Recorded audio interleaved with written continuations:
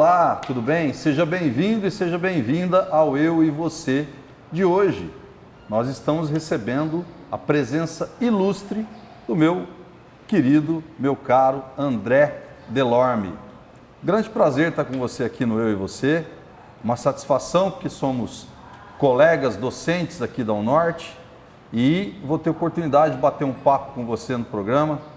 Primeira pergunta que eu já lanço direto para você é o seguinte: de quem nós estamos falando quando falamos de André Delorme? Quem é o André? São muitos, né? Eu acho que são muitos Andrés. Tem Andrés para todas as ocasiões.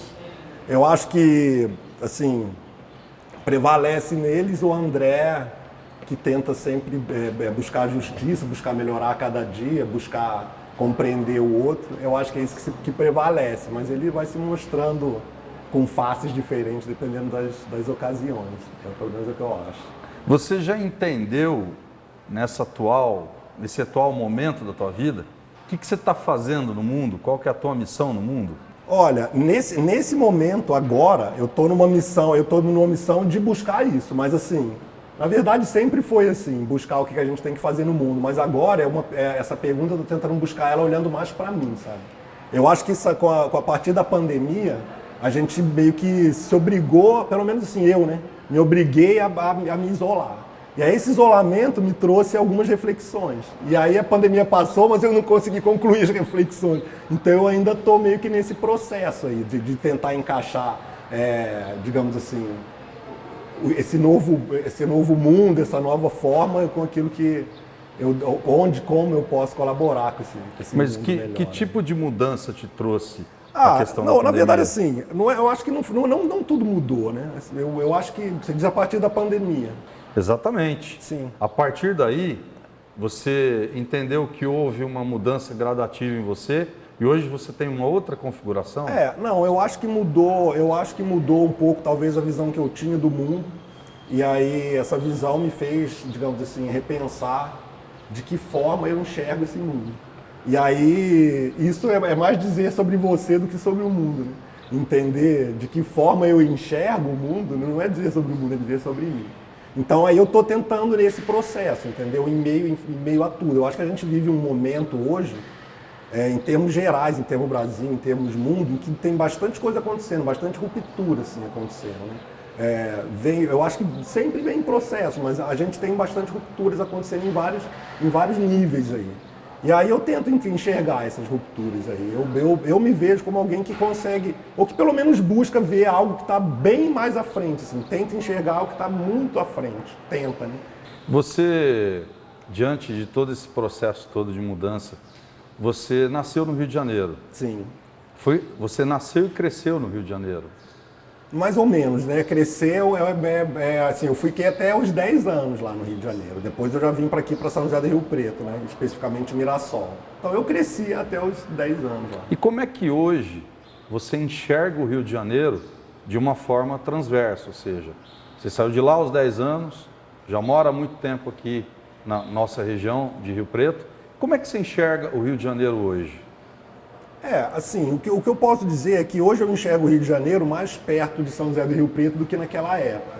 Então, assim, quando a gente saiu lá do Rio, o Rio de Janeiro de 1990, né, 89, comparado a São José do Rio Preto de 1990, havia uma distância, digamos assim, que era razoável. Mesmo eu, para uma criança de 8 anos, hoje eu até entendo melhor algumas coisas que eu sentia naquela época, de como que as culturas eram diferentes. Eu acho que talvez até a partir de tecnologia, comunicação, as coisas hoje elas são menores. Existe uma distância enorme entre uma grande cidade como São Paulo, Rio de Janeiro, e uma cidade como São José do Rio Preto, mas essa distância eu acho que diminuiu. O Rio de Janeiro, ele mais ou menos hoje se tornou aquilo que a gente já imaginava que ele se torna naquela época, né?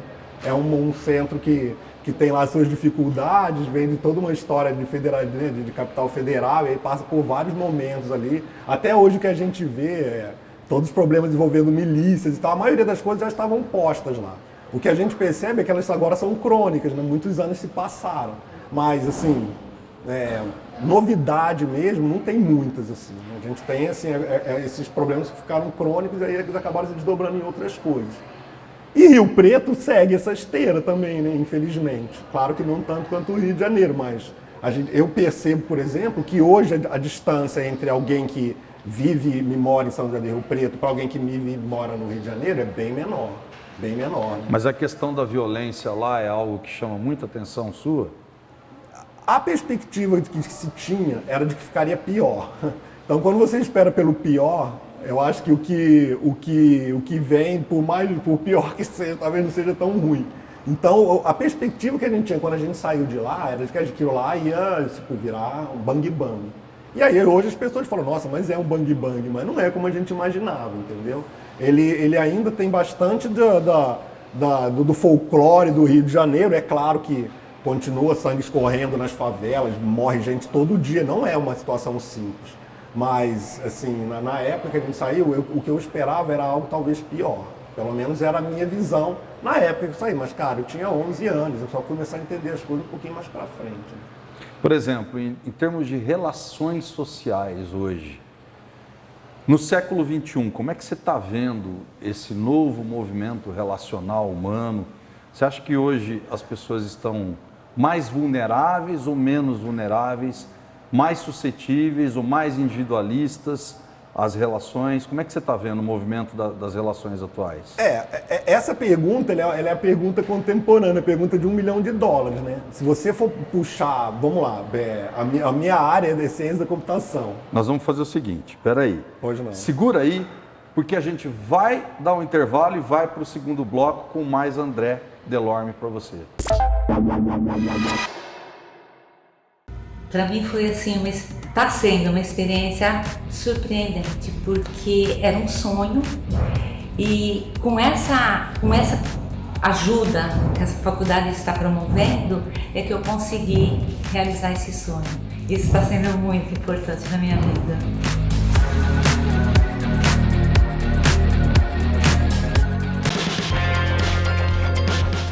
O dentista ele tem duas situações. Ele pode montar um consultório ou ele pode montar uma clínica. Ele tem a liberdade de decidir o que ele quer fazer quando ele for montar um estabelecimento para trabalhar.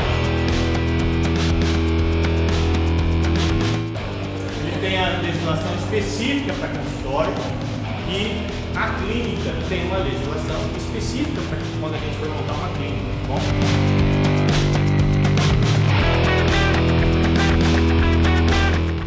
Odonto é aqui.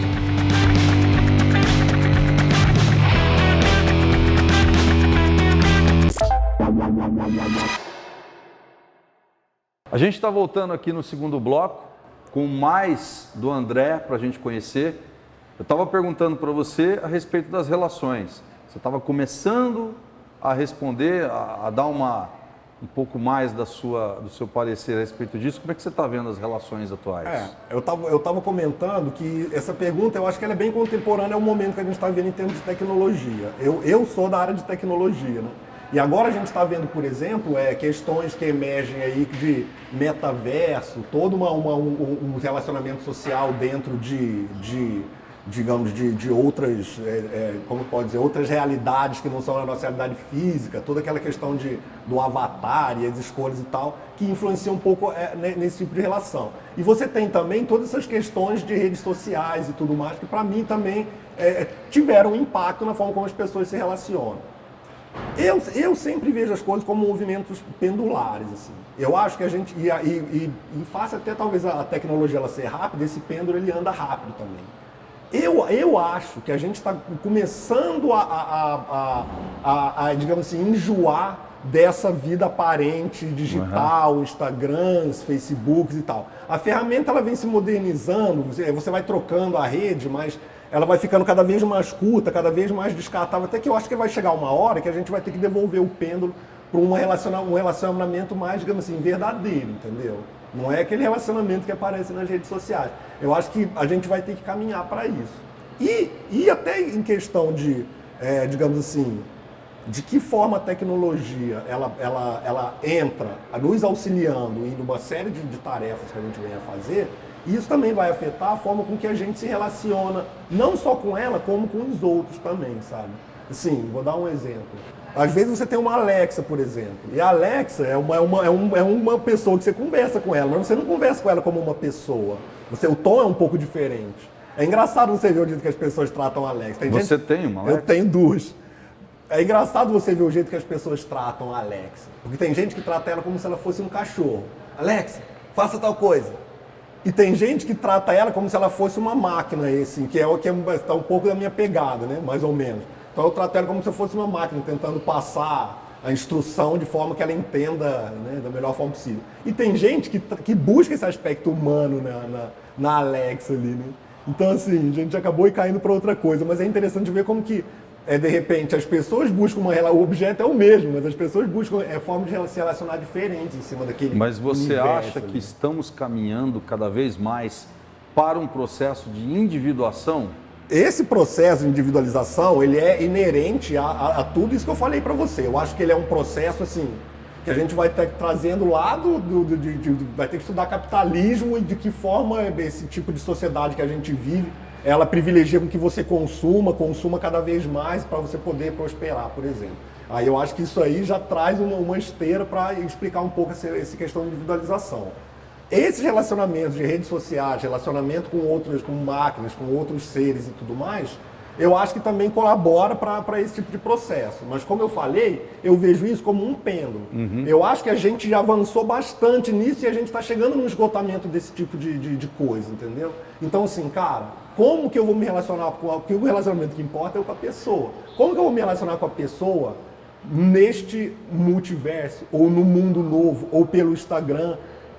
Em que hora que eu vou poder dar um abraço nela, né? Eu acho que as pessoas, uma hora, elas já começam a sentir falta de dar um abraço nas pessoas, de não ver aquela pessoa enlatada, mas ver a pessoa normal, que fede, que tem bafo, que faz coisa errada, que acredita, que está sempre rindo no Instagram, entendeu? Sim. Eu acho que eu começo a ver essa busca das pessoas, mas é só um começo, existe, né?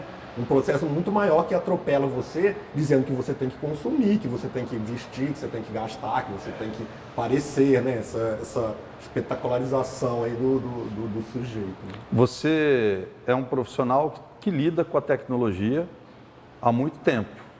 Como é que você está vendo a nossa relação quase que íntima, né? Diariamente íntima, com essas tecnologias que estão surgindo? O que isso vai acarretar daqui para frente para a saúde mental do ser humano? Isso aí também é uma coisa que a gente mesmo brinca e está na literatura, né? Não sou eu que inventei isso. Se você pegar, por exemplo, a história do controle remoto, por exemplo, você vai ver que antigamente o controle remoto de uma televisão só ligava, desligava, aumentava o volume. Faltava funcionalidade. E aí depois, teve um determinado momento que o controle remoto fazia tudo que você queria. E aí, legal também, funcionava. Depois, se você olhar o controle remoto hoje, ele tem uns 30 botões e você só usa assim. Então, assim, a tecnologia, a gente tem que tomar cuidado para ela não atropelar a necessidade humana, sim, entendeu? Sim. E aí, às vezes, é nessa hora que, por exemplo, menos é mais. Então, assim, e aí esse movimento ele também é pendular, né? Porque, pelo menos eu acho. A gente, que vem até de encontro com aquilo que eu falei, cara, a gente começa a consumir mais do que a gente realmente precisa. A gente precisa de tudo isso, a gente precisa de um monte de rede social para se relacionar com as pessoas, ou será que não tem mais tecnologia do que realmente é necessário ali? Falando em termos de rede, mas isso vale para tudo. Então a gente está sempre nessa busca, né? A tecnologia, ela puxa, hoje, né? A tecnologia, ela puxa a gente a uma nova cultura, a uma nova forma de se relacionar. Só que a gente não tem o mesmo ritmo, entendeu? Então sobram mais perguntas e menos respostas. Por isso que eu falo, o futuro é dos psicólogos, da galera que estuda humanas, para mim. Porque a tecnologia, ela puxou. Assim, nós, hoje, se você perguntar, o que é o futuro? O futuro é nós, somos desenvolvedores, existe sistema em tudo, software engoliu o mundo. Mas, cara, e essas novas relações que emanam a partir desse novo universo? Quem que vai estudar? Não somos nós. Eu faço força para estudar isso, porque eu não sou da área. Às vezes a conversa ela toma um ar de humanas, mas não é. Eu sou de exatos. Mas eu tenho que tentar. Mas, cara, se o computador ele tá ali para poder dar suporte a relações humanas, não dá para eu virar as costas para aquilo, entendeu? Isso é basicamente uma coisa assim, quase um pouco...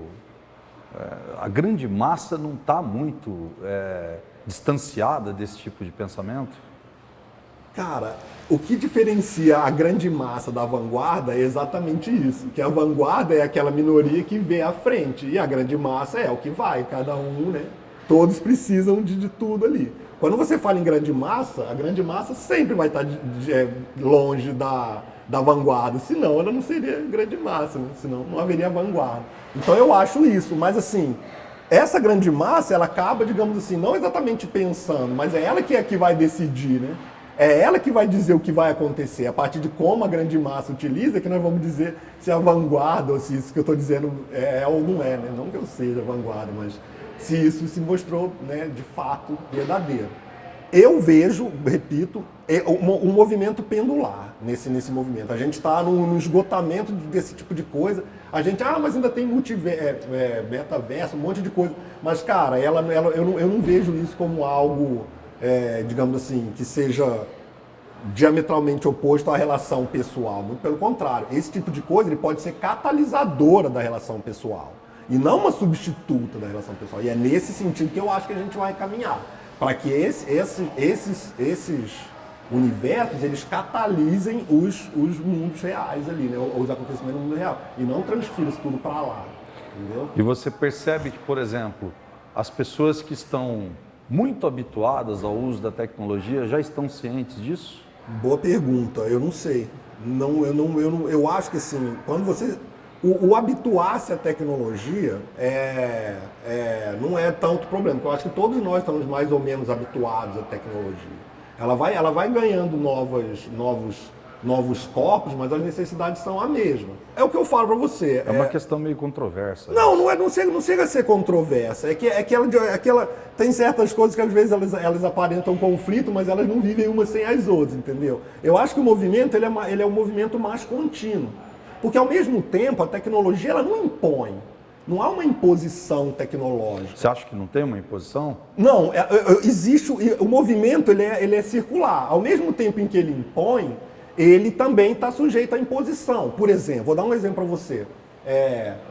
Você vai fazer um robô com aparências humanas, por exemplo.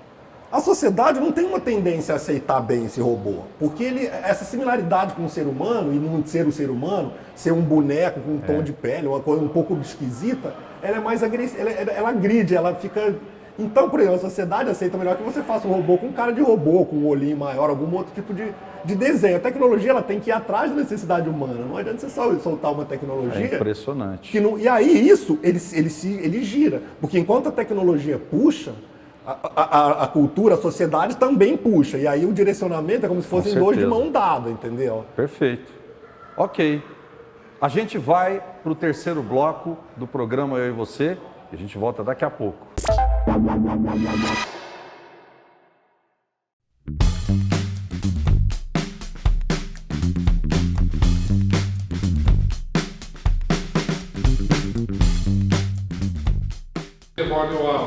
Para eles, como preparação de casos ortoquirúrgicos, 2 cirujanos que estavam presentes ou prognásticos me falaram, durante o esforço, durante o corte, a incisão, para fazer o esforço, muitos deles, ao cortar a encía, levantar para hacer a osteotomia, miram muitas raízes hacia fora da cortical. E quedam nerviosos. Mira, esses ortodoxistas estão loucos. Como pode poner as raízes de canino premolar fora da corticalis? Estão só com a mucosa. Imagina este paciente daqui 20 anos.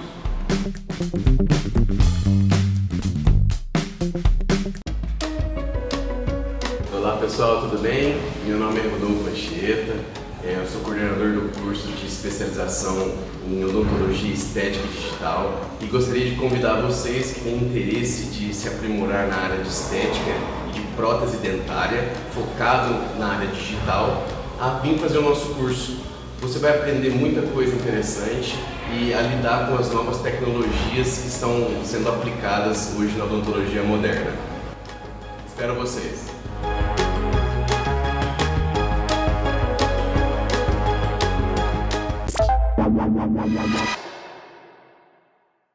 Estamos de volta no terceiro bloco do Eu e Você, aqui com o André Delorme. André, está sendo um bate-papo maravilhoso, você está praticamente dando uma aula para a gente sobre a relação do sujeito com a tecnologia. Você tem algum tipo de medo na sua vida? Como é que você lida com os seus medos? Cara, dizer que a gente não tem medo, eu não tenho um grande medo. Eu não tenho um grande medo. Eu acho que quando a gente fala de medo, as pessoas sempre remetem a alguma coisa. Qual é o pior que pode acontecer a você? Esse é o seu medo? Eu não consigo enxergar isso aí. O que é o pior? É a morte? Eu não tenho medo de morrer da morte. Ah, e de como você... Qual é? Eu não tenho esse medo. Talvez o André mais jovem tivesse vários medos de coisas, mas hoje talvez não. Assim, eu não tenho um grande medo hoje. Você não passa por essa sensação? De um grande medo, não. Eu sempre acho que tudo vai dar certo, tudo vai ficar bem. Eu já pulo algumas etapas, eu já vou lá para a etapa de que, cara, vai ficar tudo bem uma hora, em algum momento, com algo há de acontecer e no final tudo vai ficar bem. Não, foi interessante até você ter falado em relação ao medo da morte e tal. Como é que você pensa a respeito disso, assim, por exemplo? As pessoas conceituam a morte de maneiras muito diversas, variadas, sim, e muitas vezes as lentes na forma de você enxergar a morte passam muito pela crença religiosa, etc e tal. Como é que você enxerga essa questão? Para onde você acredita que vai depois que você passar desse plano? Assim, aí que tá. O que eu penso, cara? Eu não sei exatamente para onde vai. Mas o que muda para mim é o tempo. Eu acho que depois que você morre, você tem todo o tempo do mundo para acontecer. Você tem infinito tempo. Você pode levar 20 Big Bangs, 30 universos terão que se expandir e colidir de novo para que você exista ou não. Mas não importa, cara. Depois que você morrer, você tem todo o tempo do universo. O tempo, né? Porque hoje a nossa briga é sempre com o tempo. A nossa briga da vida é uma briga contra o tempo. Depois que você morre, você venceu, né? Você tem todo o tempo do universo para alguma coisa acontecer. O que acontece? Você nunca mais vai se repetir em nenhum universo? Não sei. Será que a história ela é um ciclo e daqui a não sei quanto tempo a gente vai estar vivendo as mesmas coisas e ela se repete como um carrinho rodando? Não sei. Eu sei que eu tenho todo o tempo do universo para esperar. E para mim vai ser como um estalo, entendeu? E por conta dessa coisa toda, né, que ela é muito, digamos assim, tem uma dimensão muito grande.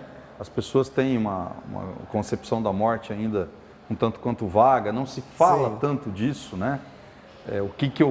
Qual deve ser o outro lado, né? Se existe vida após a morte, enfim.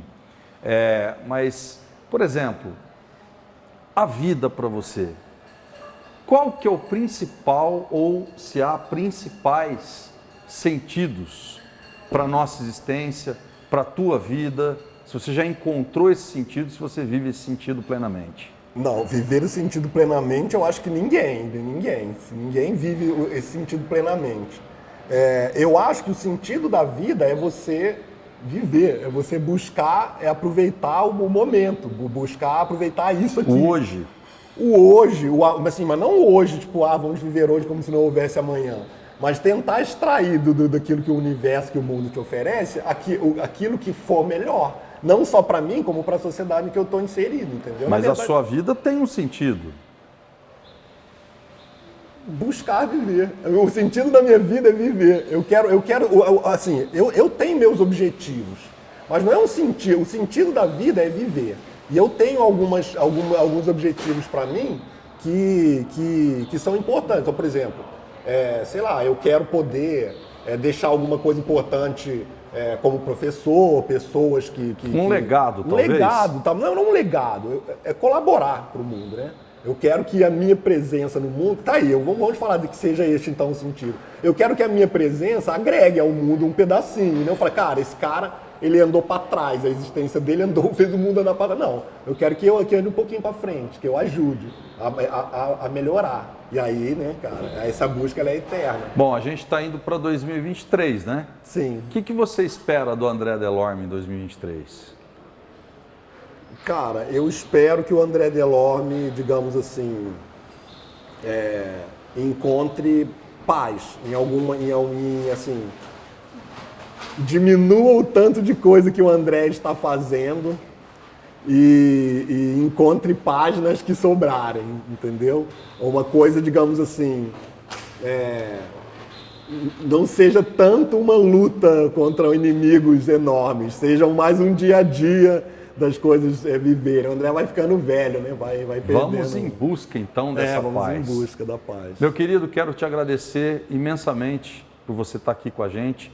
Eu e você num bate-papo maravilhoso. Muito obrigado e que a gente tenha mais oportunidades como essa aqui. Até a próxima.